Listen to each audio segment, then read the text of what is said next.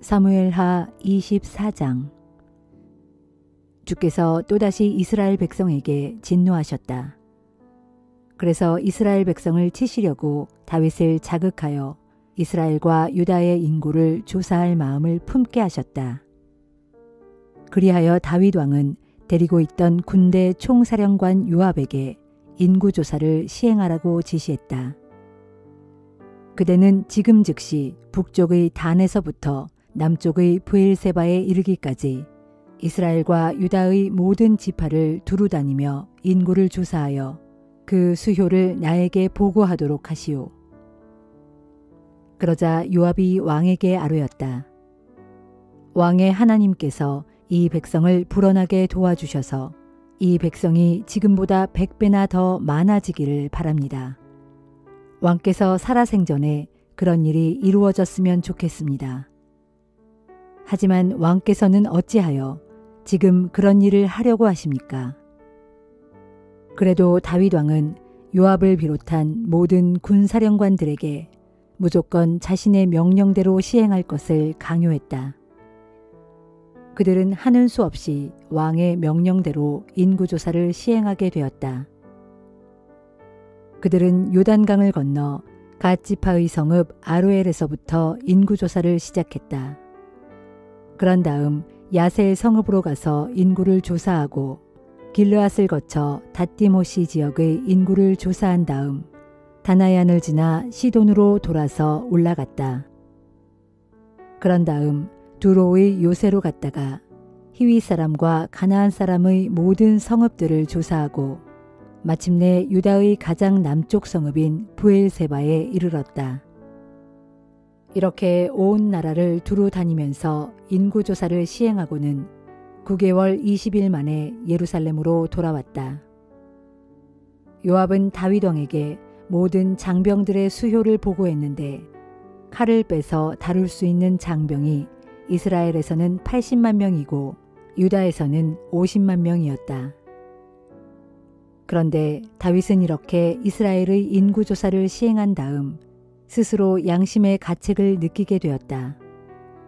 그래서 주께 기도를 드렸다. 주여, 제가 주 앞에 큰 죄를 지었습니다. 이 종의 죄를 부디 용서해 주소서. 제가 너무나도 어리석은 일을 저질렀습니다. 다음 날 아침 다윗이 일어나자 다윗의 선견자로 있는 예언자 갓에게 하나님의 말씀이 임했다. 너는 다윗에게 가서 이렇게 전하라. 내가 3가지 선택사항을 내놓겠으니 너는 그 중에서 한 가지를 골라라. 그러면 내가 그 재앙을 네게 내리겠다. 예언자 갓이 다윗 왕에게 나아가 말했다. 주께서 내놓으신 3가지 선택사항은 이렇습니다. 내가 네 나라에 7년 동안 흉년을 내리기를 원하느냐? 아니면 네 목숨을 노리고 쫓아다니는 원수들을 피하여 3개월 동안 도망을 다니겠느냐? 그것도 아니라면 네 나라에 3일 동안 전염병이 퍼지게 하겠느냐? 왕께서는 잘 생각해 보시고 제가 주께 어떻게 답변해야 할지를 알려주십시오. 다윗이 예언자 갓에게 말했다. 정말 괴롭고 입장이 난처합니다. 하지만 주님은 자비가 많으신 분이시니 차라리 주님의 손에 벌을 받겠습니다. 원수들에게 쫓겨다닐 수는 없는 노릇이요. 주께서는 즉시 온 이스라엘에 전염병을 보내셨다. 그러자 바로 그날 아침부터 온 나라에 전염병이 돌기 시작하여 주께서 정해놓으신 기간까지 북쪽의 단에서부터 남쪽의 브엘세바에 이르기까지 이스라엘 백성 중에서 죽은 자들이 무려 7만 명에 달했다. 천사가 예루살렘 쪽으로 손을 뻗쳐 그 도성을 멸망시키려고 하는 순간 주께서 마음을 돌이키셨다. 그리고 이스라엘 백성들을 치고 있는 천사에게 말씀하셨다. 그만, 그것으로 충분하다. 이제 손을 거두어라. 이때 주의 천사는 여부수 사람 아라우나의 타작마당에 서 있었다. 다윗은 백성들을 쳐 죽이는 천사를 보고 주께 기도를 드렸다. 주여, 죄를 지은 사람은 저입니다. 이 백성들은 양떼에 지나지 않습니다. 그들이 무슨 잘못을 저질렀단 말입니까? 치시려거든 저와 제 집안을 치소서. 바로 그날 예언자 갓이 다윗에게 와서 말했다. 여부스 사람 아라우나의 타작마당으로 올라가셔서 주께 제단을 쌓으십시오. 다윗은 그곳으로 올라가서 주께서 갓을 통해 전해주신 명령에 순종했다. 마침 아라우나는 다윗 왕과 신하들이 자기 쪽으로 다가오고 있는 것을 보고는 달려나가 왕 앞에 엎드려 절했다.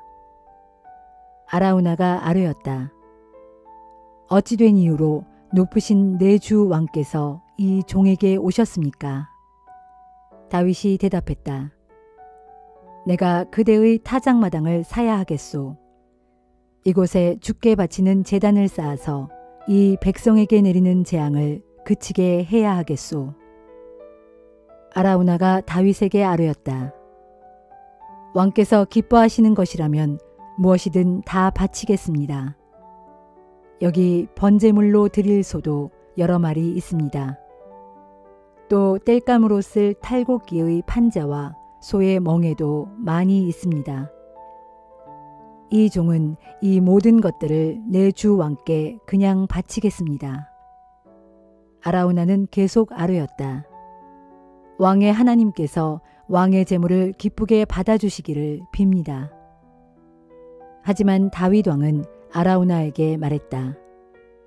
아니요, 거저 받을 수는 없는 일이요. 거저 얻은 것으로서 나의 주 하나님께 제물을 바칠 수는 없는 노릇이요. 이리하여 다윗은 은 50세겔을 주고서 아라우나의 타작마당과 소들을 샀다. 다윗은 그곳에다 주를 위한 제단을 쌓고 번제물과 화목제물을 바쳤다. 그때에 주께서 그 땅을 돌보아 달라는 다윗의 기도에 응답하셨으므로 그제야 이스라엘 땅을 휩쓸던 재앙이 그쳤다.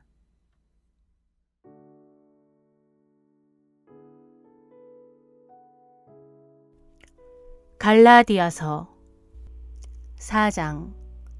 여러분, 그러나 알아야 할 것이 있습니다. 유업을 이을 상속자는 모든 재산의 주인이긴 하지만 그가 아직 어리다면 종과 다름이 없다는 점입니다. 그 상속자는 아버지가 정해놓은 시기가 될 때까지는 후견인과 관리자의 말을 들어야 합니다. 이와 마찬가지입니다. 우리도 아직 어렸을 때에는 세상의 초보적인 것들 아래에서 종 노릇을 해야 했습니다.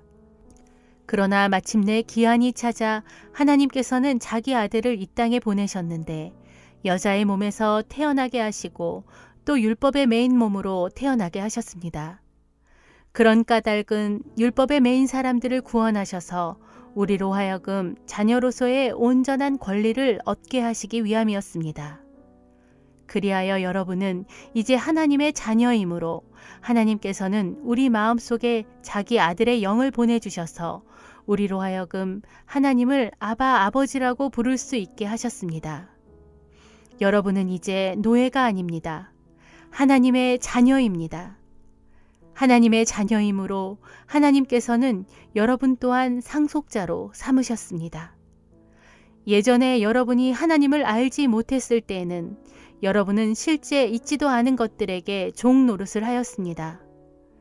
그러나 이제 여러분은 하나님을 알고 있을 뿐만 아니라 하나님께서도 여러분을 알아주셨습니다. 그런데도 어찌하여 예전에 무력하고 천박하며 유치한 것들로 되돌아가려고 하는 것입니까? 여러분은 또다시 그것들에게 종노릇하려는 것입니까? 지금 여러분이 복음을 떠나 특별한 날과 달과 절기와 해를 정해놓고 그것들을 지키고 있다고 하니 내가 그동안 여러분을 위해 땀 흘린 노력이 헛일이 될까봐 심히 염려스럽습니다. 형제들이여, 여러분께 간청합니다. 내가 여러분처럼 되었으니 여러분도 이제는 나처럼 되시기를 바랍니다. 여러분은 나에게 아무런 잘못도 저지른 적이 없습니다. 여러분도 잘 아시다시피 내가 처음으로 여러분에게 복음을 전하게 된 것은 내 육체의 병이 계기가 되었습니다. 내 육체의 병이 분명 여러분에게는 시험거리가 되었을 텐데도 여러분은 나를 업신여기거나 외면하지 않았습니다. 오히려 여러분은 나를 마치 하나님께서 보낸 천사인 양 또는 예수 그리스도라도 되는 양 나를 기꺼이 영접해 주었습니다. 그런데 그때 여러분이 내게 보여주신 그 기쁨은 지금 어디에 있습니까? 그 시절 여러분은 할 수만 있었다면 여러분의 두 눈이라도 기쁘게 빼어서 내게 주었을 것입니다. 그런데 지금은 내가 여러분에게 진실을 말한다고 해서 나를 마치 원수처럼 여긴단 말입니까? 여러분의 환심을 사려고 열심을 내는 사람들은 사실상 여러분에게 아무런 유익이 없습니다. 그런 사람들이 원하는 것은 여러분을 내게서 떼어내어 여러분으로 하여금 자기네들을 추종하도록 하려는 것입니다. 그러나 만일 그들이 선한 뜻으로 여러분을 위해 열심을 낸다면 그것은 내가 여러분과 함께 있을 때뿐만 아니라 언제라도 좋은 것입니다. 그런 열심이라면 왜 나쁘겠습니까? 나의 사랑하는 자녀들이여, 여러분 안에서 그리스도의 형상이 이루어질 때까지 나는 다시 아이를 낳는 해산의 고통을 겪습니다. 나는 지금 여러분의 문제를 어찌해야 할지 몰라 크게 당황하고 있습니다. 지금이라도 내가 여러분을 직접 만나 여러분에 대한 내 목소리의 톤을 부드럽게 바꿀 수 있다면 얼마나 좋겠습니까? 율법 아래 매이기를 원하는 사람들이여, 내게 말해 보십시오. 여러분은 율법이 무엇을 말하고 있는지 알지 못하는 겁니까? 성경을 보면 아브라함에게 두 아들이 있었는데 하나는 여종의 몸에서 태어났고 다른 하나는 자유가 있는 본처의 몸에서 태어났습니다. 여종의 몸에서 태어난 아들은 육신을 따라 태어났지만 본처의 몸에서 태어난 아들은 하나님의 약속을 따라 태어난 것입니다. 이것은 비유적으로 해석해야 합니다. 여기서 두 여자는 두 언약을 나타냅니다. 한 언약은 시내산에서 받은 것, 곧 율법으로서 장차 종이 될 아이를 낳은 하갈을 의미합니다. 하갈은 아라비아에 있는 시내산을 가리키며 현재의 예루살렘에 해당합니다. 왜냐하면 예루살렘은 자기 자녀들과 함께 종노릇을 하고 있기 때문입니다. 그러나 하늘에 있는 예루살렘은 자유가 있는 여자, 곧 본처 사라를 가리키며 곧 우리의 어머니입니다. 그래서 성경에 기록되기를 아이를 낳지 못하는 여자여 기뻐하라. 해산의 고통을 모르는 여자여 소리 높여 외쳐라. 홀로 사는 여자의 자녀가 남편 있는 여자의 자녀보다 훨씬 더 많을 것이다 하였습니다. 형제들이여, 여러분은 본처의 몸에서 태어난 이삭과 마찬가지로 약속의 자녀들입니다. 그러나 그 당시 육신을 따라 태어난 아들이 성령을 따라 태어난 아들을 박해한 것과 같이 지금도 그러합니다. 그러나 성경이 무엇이라고 말합니까? 기록되기를 여종과 그녀의 아들을 내쫓아라. 여종이 낳은 아들은 자유를 누리는 본처가 낳은 아들과는 달리 유업을 받지 못할 것이다 하였습니다. 그러므로 형제들이여, 우리는 여종의 자녀들이 아니요 자유를 가진 본처의 자녀들이라는 사실을 꼭 명심하시기를 바랍니다.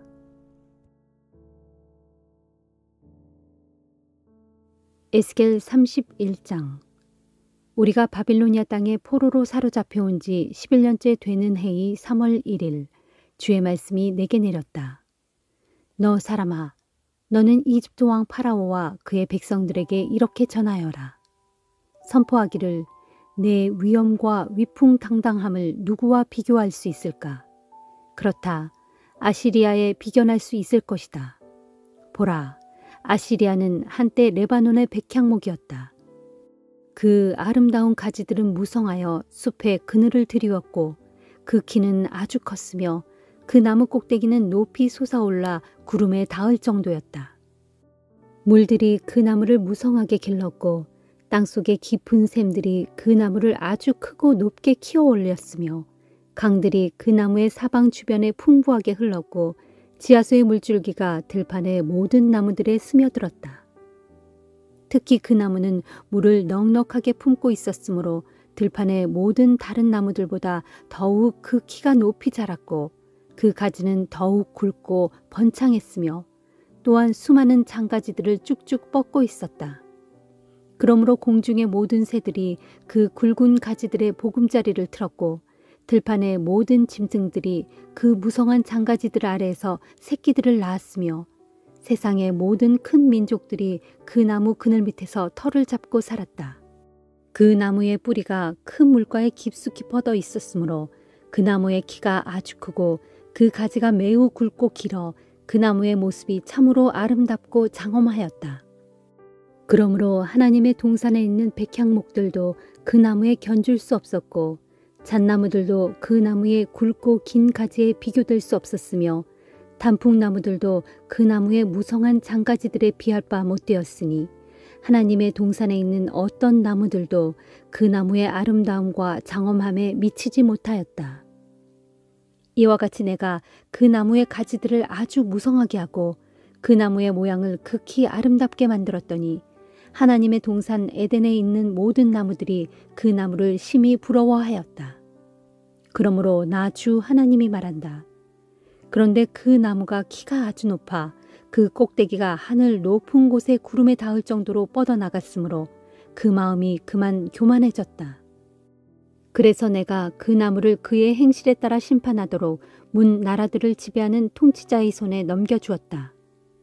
이렇게 내가 그 나무의 악함으로 인해 그 나무를 내 앞에서 쫓아내었다. 그러자 문 민족들 가운데 가장 난폭하고 잔인한 이방 민족이 몰려와서 그 나무를 가차없이 찍어버렸다. 그리하여 그 나무의 장가지들은 땅에 떨어져 산과 골짜기마다 어지럽게 널브러져 있고 그 굵은 가지들도 쓰러져서 땅의 모든 물과 이곳저곳에 부러진 채 널려 있으며 그 나무 밑에 털을 잡고 살던 세상의 모든 민족들도 그 나무를 버리고 그 그늘에서 뿔뿔이 떠나버렸다.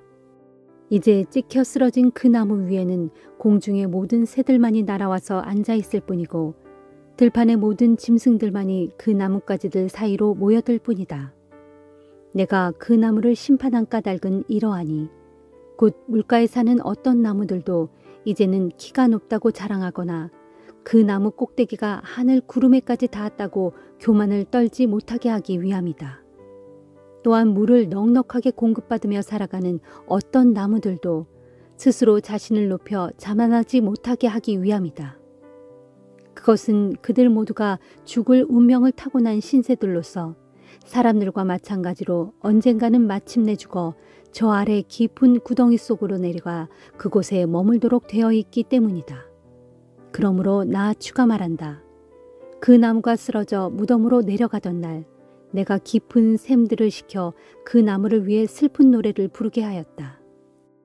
그 나무를 위한 애도의 표시로 내가 모든 지하수를 말렸고 흐르는 강물을 다 막았으며 큰 물들의 흐름도 모조리 끊어버렸다.